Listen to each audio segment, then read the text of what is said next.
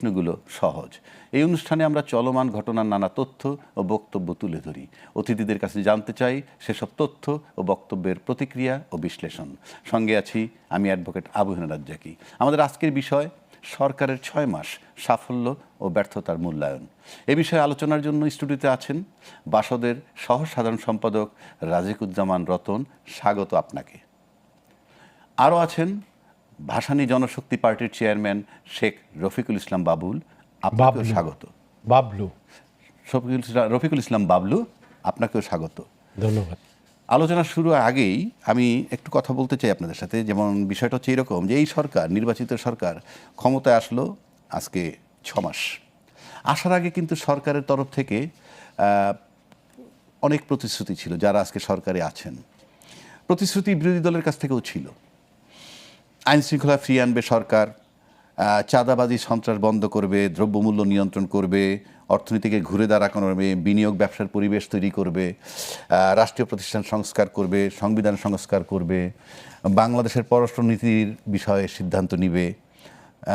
এই সব বিষয়ে আলোচনা করার কথা। পাশাপাশি এমন কথাও বলা হয়েছে যে নির্বাচিত সরকার আসলেই আর কোনো সংকট থাকবে না। কিন্তু আজকের যে পরিস্থিতি তা কিন্তু দৃশ্যমান নয়। আবার 6 মাস খুব যে লম্বা সময় তাও না। আলোচনা যাচ্ছি। প্রথমেই আমি যাব রাজিকুজ্জামান রতন ভাইয়ের কাছে। আপনার কাছে আমার সিম্পল প্রশ্ন, এই 6 মাসের সামগ্রিক মূল্যায়ন যদি আপনাকে করতে বলি, তাহলে 6 মাসের সরকারের সবচেয়ে বড় সাফল্য কি আপনি দেখছেন? ধন্যবাদ। 6 মাস একটা সাফল্য বিচারের জন্য খুব বড় সময় নয়, শুরুতে আপনি বলেছেন।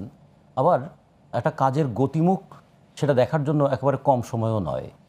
এই 6 মাসে সাফল্যের জায়গায় একটা জিনিস দেখতে পাচ্ছি, যে সেটা হচ্ছে সরকার কন্টিনিউয়াস কমিটমেন্ট করে যাচ্ছেন যে তারা তাদের অঙ্গীকার বাস্তবায়ন করবেন। এই জায়গায় তাদের কোনো ব্যত্যয় দেখি নাই।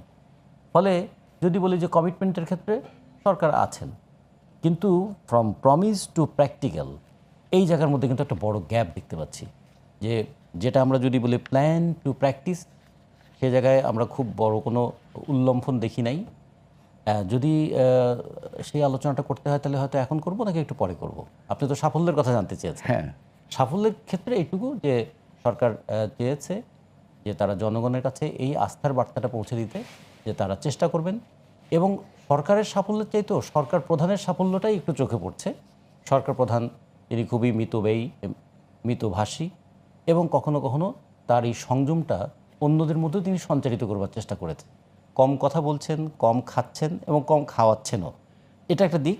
আর তারপরে হলো যে মানুষের সঙ্গে মেশার ক্ষেত্রে কোনো তিনি যে বার অথবা ব্যারিয়ার রাখছেন না, এটা একটু দৃষ্টিগোচর হয়েছে। তৃতীয়ত, একদম ফ্রম টপ লেভেল তারা যে আইনটাকে মানতে চাইছেন সেটা তারা দৃশ্যমান করেছে। কারণ আমাদের দেশে যার ক্ষমতা যত বেশি, তার আইন ভাঙার ক্ষমতাও তত বেশি। সেই জায়গায় তিনি আইনটাকে মেনটেন করার একটা চেষ্টা করছেন। এটা একটা নতুন মেসেজ হতে দিচ্ছে। চতুর্থত যে বিষয়টা তিনি করছেন, যে তিনি তার সময়কালে তার কাছে জনগণ যদি কোনো কিছু জানতে চায় বা বুঝতে চায়, সেক্ষেত্রে রাস্তায় যাওয়ার পথে যে কোনো মানুষের যে কোনো আহ্বানেও তিনি একটু সাড়া দিচ্ছেন। তো এগুলো আমরা একটু দেখছি। কিন্তু নেগেটিভটা এখন বলবো না, একইভাবে না, সম্পর্ক প্রশ্ন আমি একইভাবে করে যাব, কারণ এরপরে ওনাকে যাব। আপনি সাফল্যটা বললেন, যে আপনি ব্যর্থতাটা কি দেখছেন? ব্যর্থতাটা হচ্ছে যে মানুষের জীবন ঘনিষ্ঠ ইস্যু যেগুলো, সেগুলো বাস্তবায়নের ক্ষেত্রে সরকার এখনও কোনো সাফল্যের পরিচয় দিতে পারেনি। সেটা দ্রব্যমূল্যের ক্ষেত্রে যদি বলি, সেটা মুদ্রাস্ফীতির ক্ষেত্রে যদি বলি, এখনও 8.5%-এর উপরে মুদ্রাস্ফীতি আছে। যদিও বলছেন তারা 9.5 থেকে 8.5 এসেছেন, সেইটা একটা বিষয়, কিন্তু মানে 5-এ তো আসেননি। আর মানুষের যদি বলি যে ইনক্রিমেন্টটা 5%, মুদ্রাস্ফীতি তারা 8.5%, তার মানে প্রতি বছরই মানুষ কিন্তু তার আয় হারাচ্ছে। সেইটাই আমরা সাফল্য দেখতে পেলাম না। এখনও সিন্ডিকেট, ব্যবসা সিন্ডিকেট সেটাকে কন্ট্রোল করতে পারেনি বলে ভোজ্য তেলের দাম, এমনকি আমরা যদি বলি ডিমের মতন যেটা নিত্যপণ্য, সেগুলোর দাম, সেগুলোর ক্ষেত্রে খুব ভালো কোনো লক্ষণ আমরা দেখি নাই। আর একটা জিনিস দেখি না, যে আইন শৃঙ্খলার উন্নতি করবে। আমি আইন শৃঙ্খলার বিষয়টা আমরা একটু পরে আসবো। তো আপনার কাছ থেকে আমি এখন চলে যাচ্ছি আবার শেখ রফিকুল ইসলাম বাবলু ভাইয়ের কাছে। আপনার কাছে প্রশ্ন, উনি একটা কথা বলছেন, ফ্রম কমিটমেন্ট টু রিয়েলিটি। এটা খুব ডিফিকাল্ট, কমিটমেন্ট টু রিয়েলিটি, যেটা রাজিকুজ্জামান রতন ভাই বলছে। আপনার চোখে সরকারের সবচেয়ে বড় সাফল্য কোনটি, একইভাবে ব্যর্থতা কোনটি, দুইটাই বলবেন। ধন্যবাদ আপনাকে। আমি একটু ডিফার করবো এখানে, যে কমিটমেন্টের জায়গায় সাফল্য যে কথাটা রাজিকুজ্জামান রতন বলেছেন, সেই জায়গায় আমি বলবো 6 মাসে আসলেই সাফল্য এবং ব্যর্থতা এটা মূল্যায়ন করা খুবই কঠিন কাজ। তারপরেও আপনি যেটা বলেছেন যে দিক নির্দেশনামূলক এই জিনিসটা যে কোন দিকে যাচ্ছে এটা বোঝা যায়।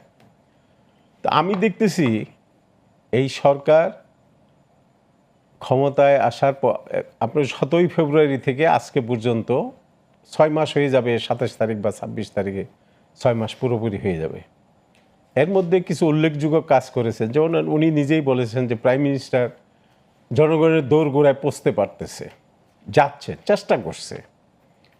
এবং দ্রব্যমূল্য, আইন শৃঙ্খলা নিয়ে আমি পরে কথা বলতেছি, যে সরকারের সাফল্য যে জিনিসগুলো চোখে পড়ার মতো, যেটা আমি মনে করি যে সরকার চেষ্টা করছে, তার কমিটমেন্ট, নির্বাচনী যে ওয়াদাগুলো পূরণ করার জন্য একের পর এক চেষ্টা করে যাচ্ছেন। সেটা শিক্ষাক্ষেত্রে, যেমন এই যে সাধারণ নাগরিকদের জীবনমান উন্নয়নের জন্য বিভিন্ন কার্ড, কৃষক কার্ড, ফ্যামিলি কার্ড, বিভিন্ন কার্ড জনগণের মাঝে বিতরণ করা হয়েছে।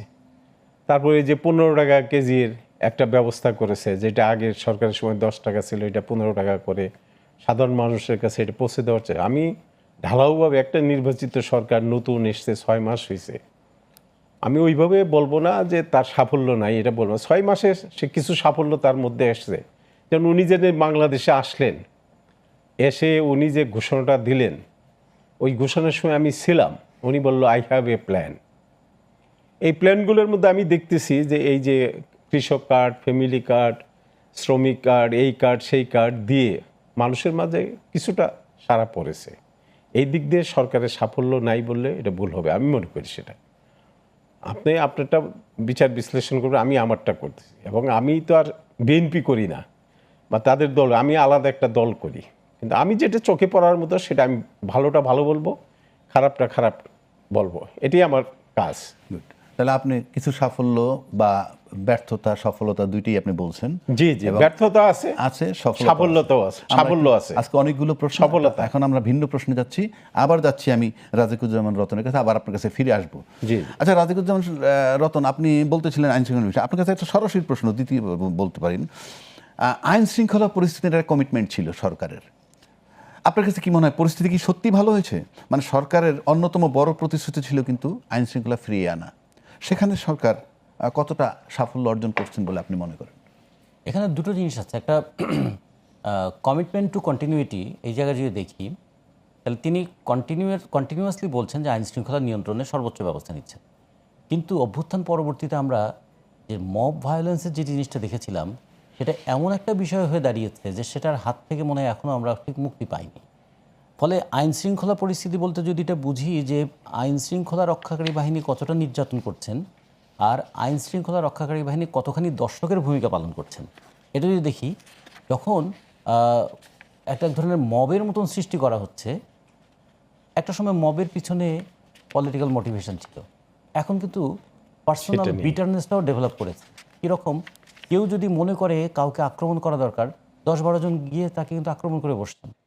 সেটার পিছনে কতটুকু পলিটিক্যাল আইডিয়া কাজ করে, নাকি কতটুকু পার্সোনাল বেনিফিট অথবা পার্সোনাল গ্রিভেন্স কাজ করে, সেটা দেখার দায়িত্ব ছিল আইনশৃঙ্খলা রক্ষাকারী বাহিনীর।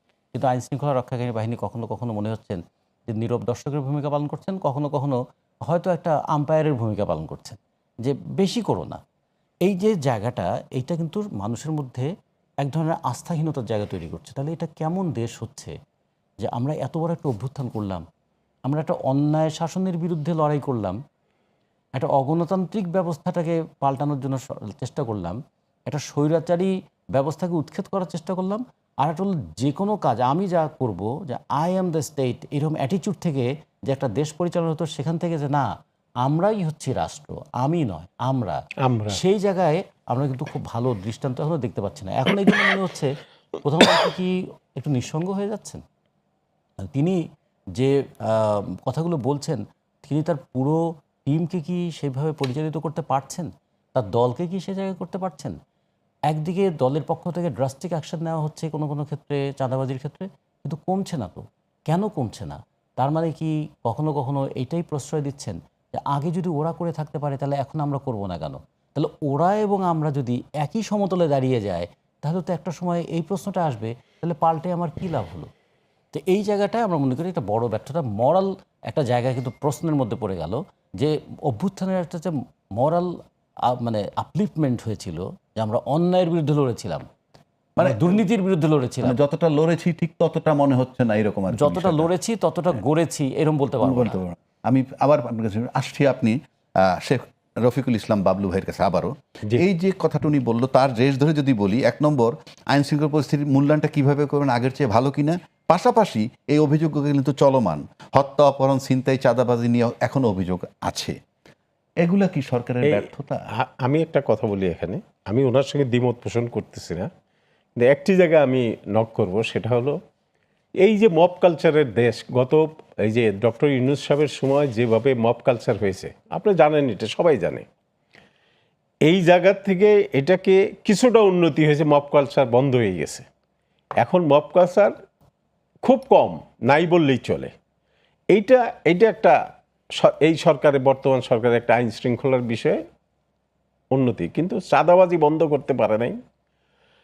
আপনার এই যে আদার্স যে ক্রাইমগুলো, এই ক্রাইম যেভাবে বন্ধ, একটা নির্বাচিত সরকার, মানুষ যে আশা-আকাঙ্ক্ষা নিয়ে 24-এর গণ অভ্যুত্থানে অংশগ্রহণ করেছিল, নতুন বাংলাদেশ কায়েম করবে, সেই আশা-আকাঙ্ক্ষা থেকে কিন্তু ওইভাবে দৃশ্যমান কোনো আইন শৃঙ্খলার উন্নতি হয়েছে এটা বলা যাবে না। তবে মব কালচার থেকে বেরিয়ে আসছে দেশ, আমি মনে করি এটা সরকারের একটা সাফল্য।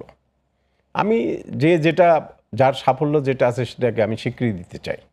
একইভাবে আমি আবার, আমরা ছোট ছোট প্রশ্ন বলছি এই কারণে, আমি আবার রতন সাহেবের কাছে আসব, যে চাঁদাবাজির বিষয়টা বলছেন উনি, যে চাঁদাবাজিটা খুব একটা কমে নাই বলছে।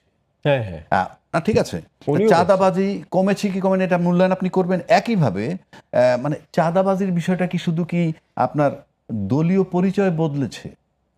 চাঁদাবাজি সবসময় খেয়াল রাখি, আমরা অতীতও দেখেছি চাঁদাবাজির সঙ্গে ক্ষমতার একটা খুবই দারুণ সম্পর্ক আছে। ক্ষমতাহীনরা চাঁদাবাজি করতে পারে না, আচ্ছা, সবসময় চাঁদাবাজি করে, ফলে ক্ষমতার সঙ্গে সম্পৃক্তরাই। এবং আমাদের দেশে শার্ট পাল্টে ফেলাটা আমাদের খুব সহজ। শার্ট বলতে আমি বলছি যে প্যাকেট পাল্টে ফেলাটা, যে 2 দিন আগে যারা যে কথা বলেছেন এখন ঠিক 180 দিন, আমরা 180 দিন আলোচনা করার সময় 180 ডিগ্রি ঘুরে যেতে দেখছি অনেককে। 2 দিন আগে যিনি যে কথা বলেছেন এখন তিনি ঠিক তার অপোজিট কথাটাই বলছেন। এবং এক্ষেত্রে যে কোনো আন্দোলনকে কখনো কখনো সুবিধায় পর্যবসিত করার একটা প্রবণতা থাকে। আন্দোলন তো করে মানুষ নৈতিক কারণে, তাহলে আন্দোলনের পরে সেই আন্দোলন থেকে সুবিধা নেওয়ার মানসিকতা কেন তৈরি হলো? এই সুবিধা আমরা লড়াই করেছি, ফলে আমরা এখন এটা পাবো। তার মানে কি দাঁড়ালো? যে আগের ওরা কেড়ে নিয়েছে, এবার আমরা এটা কেড়ে নিলাম। এমনকি আমরা সেই সামন্ত যুগের মতো পড়ে গেলাম, যে এক রাজার জায়গা আর এক রাজা যখন দখল করলেন, বাকি প্রজারা সব তার অধীন হয়ে গেল। এইরকম জায়গা হবে। এখন এর একটা অভ্যন্তরে একটা বড় কারণ আছে, এই যে বিরাট বেকারত্বের এই দেশ, চাঁদাবাজি কিন্তু এক ধরনের কর্মসংস্থান তৈরি করেছে আমাদের এখানে। মাঝে মাঝে মনে হয় যে হকারদের কাছ থেকে চাঁদা, যানবাহনের কাছ থেকে চাঁদা, টেম্পো থেকে চাঁদা, মানে এগুলো কিছু মানুষের জীবিকার সঙ্গে সম্পর্কিত হয়েছে। আমাদের একবার একটা সাধারণ বাসদের পক্ষ থেকে আমরা একটা সাধারণ অবজারভেশন করেছিলাম, যে ঢাকা শহরে চাঁদাবাজি, ছিনতাই, পকেটমার, এই সমস্ত কাজের সঙ্গে প্রায় 5 লক্ষ মানুষ যুক্ত আছে। এটার একটা পলিটিক্যাল ইকোনমি এটা তৈরি হয়েছে। এরা এরকম করেই বেঁচে থাকে। এবং এইটা যে একটা রাষ্ট্রের দায়িত্ব কি আর একটা সরকারের দায়িত্ব কি? রাষ্ট্রের দায়িত্ব হচ্ছে এমনভাবে জনজীবনের নিরাপত্তা নিশ্চিত করা, সরকার হচ্ছে সেটা দেখভাল করা। এই জায়গায় রাষ্ট্রের পলিসিটাও আমরা খুব বেশি দৃশ্যমান দেখছি না, আর সরকারের ভূমিকাটাও খুব আমরা দেখছি না। রাজেকুজ্জামান ভাই একটা সুন্দর কথা বলছে, যে চাঁদাবাজির বিষয়টি এরকম, এটা একটা রাজনৈতিক কালচার হয়েছে, মানে যে যখন আসবে সে করবে, ডিপ্রাইভড, যারা ক্ষমতায় থাকবে না পারবে না।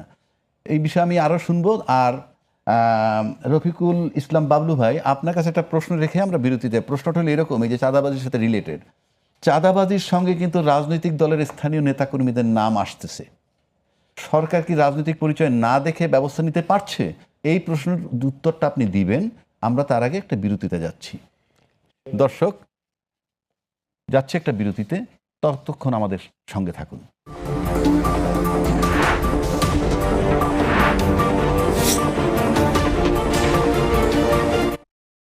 ফিরে এলাম বিরতির পরে, চলে যাচ্ছি সরাসরি আলোচনায়।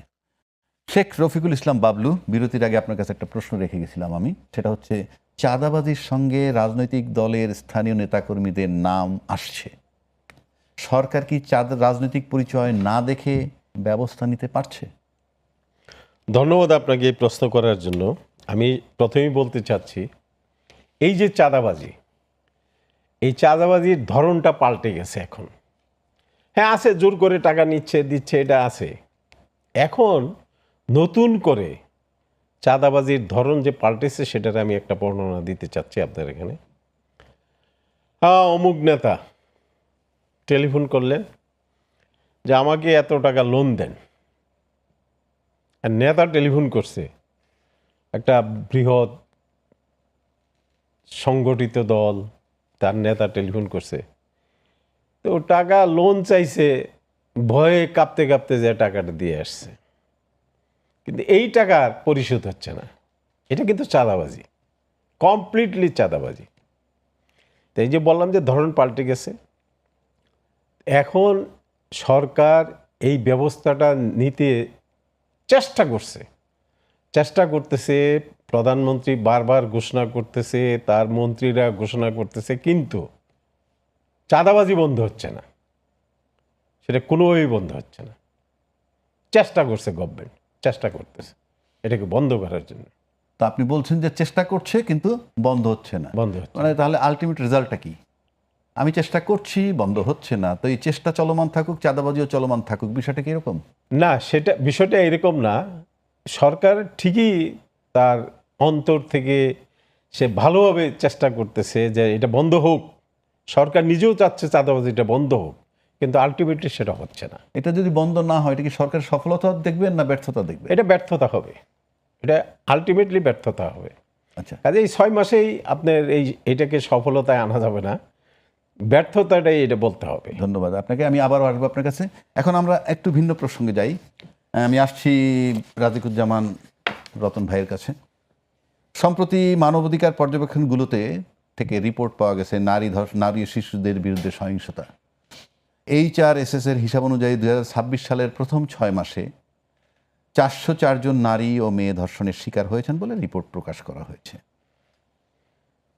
সরকার বলছে আইন কঠোর, তাহলে ধর্ষণ বন্ধ হচ্ছে না কেন? আইনের কঠোরতা দিয়ে ধর্ষণ বন্ধ করা যায় না। ধর্ষণ বন্ধ করতে গেলে দুটো জিনিস লাগে। একটা হলো যে ধর্ষণের যে মনস্তত্ত্ব, যে সংস্কৃতি, তার বিরুদ্ধে পাল্টা একটা সংস্কৃতি তৈরি করা। এখন ধরুন কিছু কিছু জায়গা আছে যেখানে ধর্ষণ কিংবা যদি অ্যাবিউজ হয়, একটু ইংরেজিতে বললাম অ্যাবিউজ কথাটা, কারণ বাংলায় বলতে একটু লজ্জাও লাগছে, সে জায়গা নিয়ে কোনো কথা বলা যাবে না, তো সেটা নিয়ে একটা মব হয়ে যেতে পারে।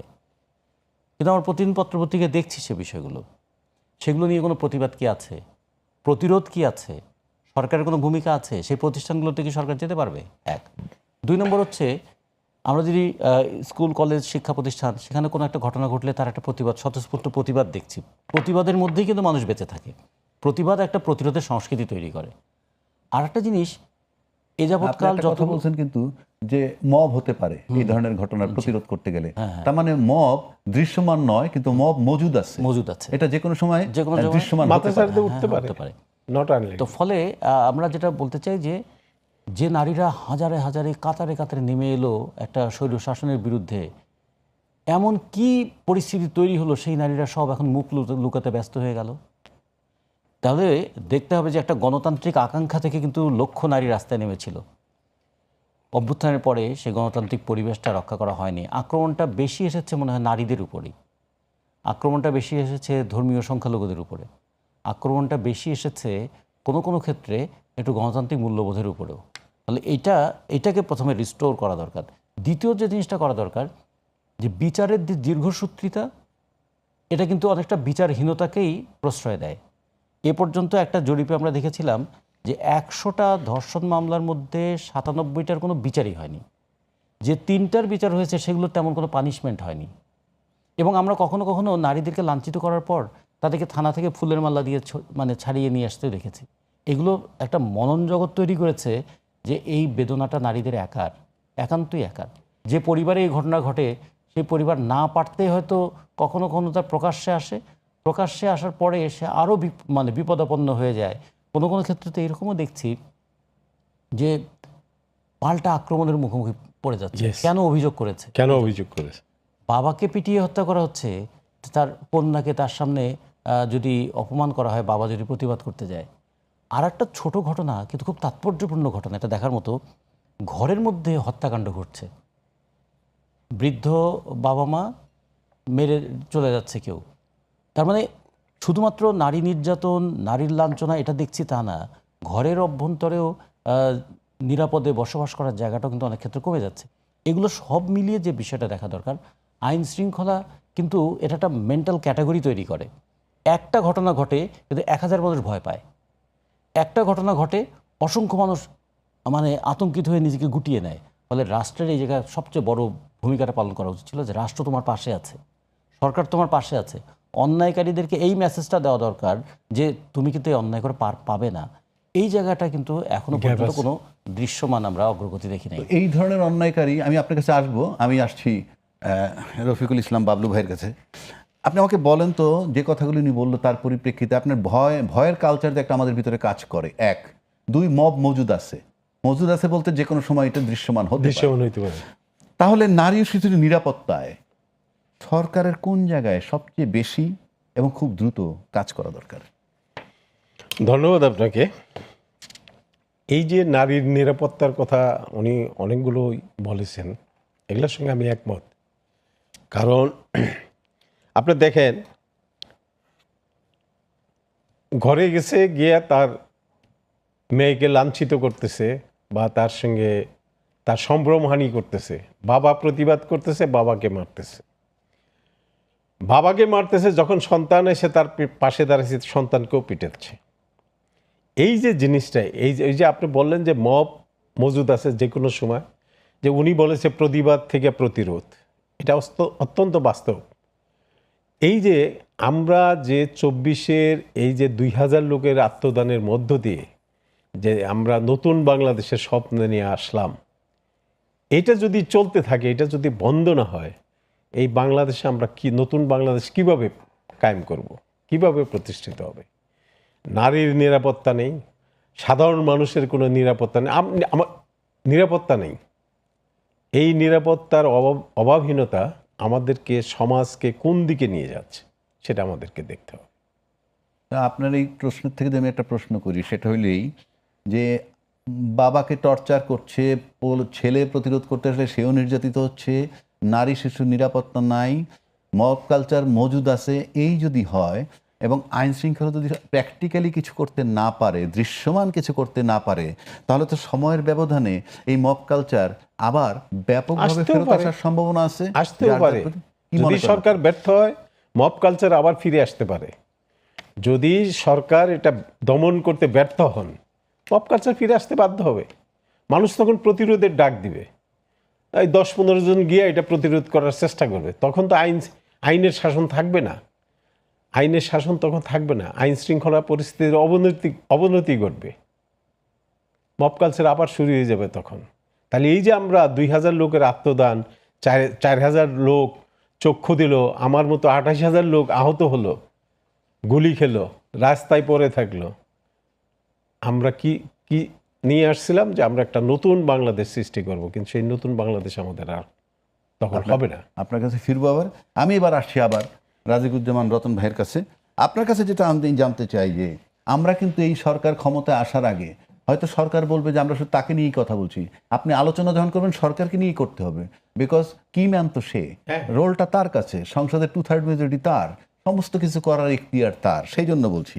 আচ্ছা, আপনি আমাকে বলেন, কর্মসংস্থান নিয়ে কিন্তু কথা হয়েছিল যে কত লোকের কর্মসংস্থান নেন, আমরা কি এখন পর্যন্ত সরকারের তরফ থেকে কোনো কর্মসংস্থানের কোনো সূত্র পেয়েছি যে এই জায়গায় কিছু কর্মসংস্থান সরকার তৈরি করেছে কিংবা খুঁজে বের করেছে যেখানে প্রোভাইড করা দরকার? এবং অর্থনীতি ভালো হওয়ার ক্ষেত্রে কর্মসংস্থান তো একটা সহায়ক শক্তি, আপনি কি বলেন? কর্মসংস্থান সৃষ্টি হওয়াটা কঠিন, কিন্তু কর্মসংস্থান হারাচ্ছে প্রচুর। অনেকগুলো ফ্যাক্টর এখানে কাজ করেছে। যে আগের সরকারের সময় যারা কর্তৃত্ববান ছিলেন তারা অনেকে দেশ থেকে পালিয়ে গেছেন টাকা পয়সা নিয়ে, তাদের ফ্যাক্টরিগুলো বন্ধ। অনেকে জেলে আছেন, তাদের ফ্যাক্টরিগুলো বন্ধ। এবং ফ্যাক্টরি বন্ধ মানে এখানে ক্রমবর্ধমান বেকারত্ব, যারা কর্মরত ছিলেন তারাই কর্মহীন হয়ে পড়ছেন। নতুন কর্মসংস্থানের ক্ষেত্রে বিনিয়োগটা দরকার, সেটা সরকারি বিনিয়োগ এবং বেসরকারি বিনিয়োগ, দুই ক্ষেত্রে দৃশ্যমান কোনো সাফল্য নাই। আবার আমাদের এখানে অনেক বড় বড় জায়গা অ্যাকোয়ার করে নিয়ে এক ধরনের স্পেশাল ইকোনমিক জোন করে একটা দারুণ উন্নয়নের গল্প আমাদেরকে শোনানো হয়েছিল। সেই জায়গাগুলোতেও কোনো শিল্প কলকারখানা স্থাপনের জায়গা নেই। এর মধ্যে ভয়াবহ বিপদ হিসেবে এসেছে শিল্প কলকারখানার জন্য তো জ্বালানিটা খুব গুরুত্বপূর্ণ। খুবই সেই জ্বালানির যদি ক্রাইসিস থাকে শিল্পটা হবে কিভাবে? আর শিল্প না হলে সেখানে কর্মসংস্থান হবে কীভাবে? এই যে কারণে দেখুন শহর যে ছেয়ে গেছে রিকশায়, এর বড় একটা কারণ হচ্ছে কাজ নেই বলেই তো রিকশার হ্যান্ডেল দিয়ে হাত দিয়েছে সে। তাহলে এখন আমরা যদি রিকশা উচ্ছেদ করে দিই, এই মানুষগুলো কই যাবে? শহরে বেকার থাকলে হকার বাড়বে, কর্মসংস্থানের অন্য কোনো উপায় না থাকলে তারা তখন রিকশা চালাবে, কারণ এটার জন্য অত বেশি দক্ষতা লাগে না। 3 নম্বর, যদি মানুষের উচ্ছেদ হয়ে আসা গ্রাম থেকে শহর, প্রতিদিন ঢাকা শহরে 2000 করে মানুষ আসে গড়ে, বছরে 6 লাখের উপরে মানুষ, নতুন মানুষ ঢাকায় আসে। কোথায় থাকে তারা? কি কাজ করবে তারা? কাজ নাই বলে দেখুন এখনও এই ফুটপাতে, এই যে বর্ষাকাল বৃষ্টি হচ্ছে, তার মধ্যে আপনি জাস্ট বেশি দূর যেতে হবে না, কাকরাইল মসজিদের অপোজিটে দেখবেন রাত্রেবেলা লাইন ধরে শুয়ে থাকে এখানে, একদিকে মশা, উপর থেকে বৃষ্টির পানি পড়ছে, তার মধ্যে একটা পলিথিন দিয়ে শুয়ে আছে। এই মানুষের যাওয়ার কোনো জায়গা নাই। তো এই ধরনের ঘটনাগুলো ঘটছে। তাহলে একটা রাষ্ট্র কি করবে? রাষ্ট্র তার ম্যাজিক দেখাবে না যে কালকেই কর্মসংস্থান করবে, কিন্তু রাষ্ট্র যেটা করা দরকার ছিল, যে সমস্ত মালিকরা তারা টাকা আত্মসাৎ করেছে এবং সেই টাকাটাকে পাচার করে দিয়ে কারখানাগুলোকে বন্ধ করে দিয়েছে, তাদের সম্পত্তি কনফিসকেটেড করে কারখানাটাকে চালু রাখা, কারখানা বন্ধ করা নয়। আজকেও দেখেন বরিশালে একটা ঘেরাও করেছে অলিম্পিক সিমেন্টের, এরা 2 মাস ধরে কারখানা বন্ধ করে দিয়েছে, শ্রমিকদের কিন্তু ছাঁটাইও করছে না, বকেয়া বেতনও দিচ্ছে না। কোথায় যাবে? বরিশালে আমাদের দলের নেতৃত্বে এই আজকেও ঘেরাও করছে। আমরা কই যাব? কি করব আমরা? এইরকম ঘটনা অনেক ঘটছে। 1 2 নম্বর হচ্ছে আমাদের কর্মসংস্থান, একটা বড় বিষয় ছিল দেশের বাইরে প্রবাসী কর্মসংস্থান। আমাদের 22 লক্ষ কাজের জগতে নতুন যে ছেলেমেয়েরা আসে, 12 লক্ষর মতো চলে যায় দেশের বাইরে। যারা যাচ্ছে তাদের মধ্যে কত ঘটনা দেখুন। মধ্যপ্রাচ্যের দেশগুলোতে যুদ্ধের কারণে সেখানে কর্মসংস্থানের একটা ঝুঁকি তৈরি হয়েছে। আর ইউরোপে যাওয়ার নামে কালকে একটা পত্রিকা দেখলাম, 42 জন মানুষ, আমাদের যুবক তরুণ, তারা ভূমধ্য সাগরে তারা একটা নৌকার মধ্যে ভাসছে। 42 জনের মধ্যে 38 জন বাংলাদেশি, 4 জন হচ্ছে সুদানি। তারপরে এই যে আমাদের ছেলেমেয়েরা তারা যাচ্ছে কি 10 লাখ, 12 লাখ, 13 লাখ, 15 লাখ টাকা খরচ করে অনিশ্চিত জীবনের দিকে চলে যাচ্ছে। কেন? একটা জিজ্ঞেস করেছিলাম, বাবা 15 লাখ টাকা দিয়ে দেশে কিছু করতে পারো না কেন? বলে দেশে কিছু করা যে কত বিপজ্জনক, কত ধরনের যে ঝামেলার মধ্যে পড়তে হয়। তারা মনে করে যে দেশে কোনো একটা কাজ করা মানে বহু ধরনের বিপদকে টেনে আনা, তার চাইতে বরঞ্চ দেশের বাইরে গিয়ে যদি 2 পয়সা পাঠাতে পারি, এই যে মেন্টালিটিটা তৈরি হলো, তো দেশের মধ্যে যদি একটা কনজেনিয়াল অ্যাটমসফিয়ার না থাকে, ইনভেস্টমেন্টের অ্যাটমসফিয়ার, এমপ্লয়মেন্টের অ্যাটমসফিয়ার না থাকে, তাহলে এই যুবশক্তি কি করবে আমাদের? রাজিকুজ্জামান রতন ভাই এবং শেখ রফিকুল ইসলাম বাবলু ভাই দুজনেই আলোচনার রেশটা ধরে রাখুন। আমরা একটা বিরতি থেকে ফিরে এসে আবার শুনব। দর্শক, নিচ্ছি ছোট্ট একটা বিরতি, আমাদের সঙ্গে থাকুন।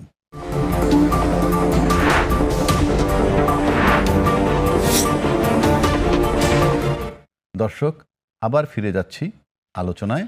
সরাসরি আসছি আমি শেখ রফিকুল ইসলাম বাবলু ভাইয়ের কাছে। এবার আমরা যে জায়গাটায় যাব সেটা হলো সংসদ নিয়ে। আপনি আমাকে বলেন যে নির্বাচনের আগে আমরা সংসদ কেমন হবে, সংসদে কী সব বিষয়ে আলোচনা হবে, এই সমস্ত কথা আমরা বলে আসছি। আপনি একজন ভালো রাজনৈতিক কর্মী, অভিজ্ঞ রাজনৈতিক কর্মী, আপনি বলেন সংসদটা কি কার্যকরভাবে কাজ করছে? ধন্যবাদ আপনাকে। সংসদ, বর্তমান সংসদ যেভাবে গত 6 মাসে বোধহয় 2টা অধিবেশন হয়েছে, আরেকটা অধিবেশন বোধহয় খুব তাড়াতাড়ি শুরু হবে। এই 2 মাসে সংসদ তারা চেষ্টা করেছে, প্রথম দিক দিয়ে আমার কাছে ভালোই মনে হয়েছিল। বিরোধী দলে জামাত আছে, তারা প্রশ্ন করতেছে, সরকার উত্তর দিচ্ছে, মনে হচ্ছিল যে সংসদ একটা কার্যকর সংসদে রূপান্তর হবে। কিন্তু এখন যে অবস্থায় পৌঁছে গেছে, এখনই মন্তব্য করার, এই মাত্র 2টা অধিবেশন এসেছে, সামনের অধিবেশন দেখে বা আরও কিছু সময় লাগবে, এই সংসদ কার্যকর ভূমিকা দেশের জন্য যারা আইন প্রণয়ন করবে তারা ঠিকমতো দেশকে তার ঠিক জায়গায় নিয়ে যেতে পারবে কিনা, মঞ্জিলে মকসুদে পৌঁছাইতে পারবে কিনা, সেটা আমরা তখনই মন্তব্য করতে পারবো। এত তাড়াতাড়ি সংসদ কার্যকর অকার্য সংসদ এটা বলা যাবে না এত তাড়াতাড়ি। আচ্ছা, রাজাকুজ্জামান রতন সাহেবের কাছে আমি আসছি। সংসদ নিয়ে কার্যকর কি না এত সহজে এত দ্রুত বলা যাচ্ছে না, রফিকুল ইসলাম বাবলু ভাইয়ের ভাষায়। আপনাকে যদি আমি প্রশ্ন করি, বিরোধী দলের বক্তব্য সংসদে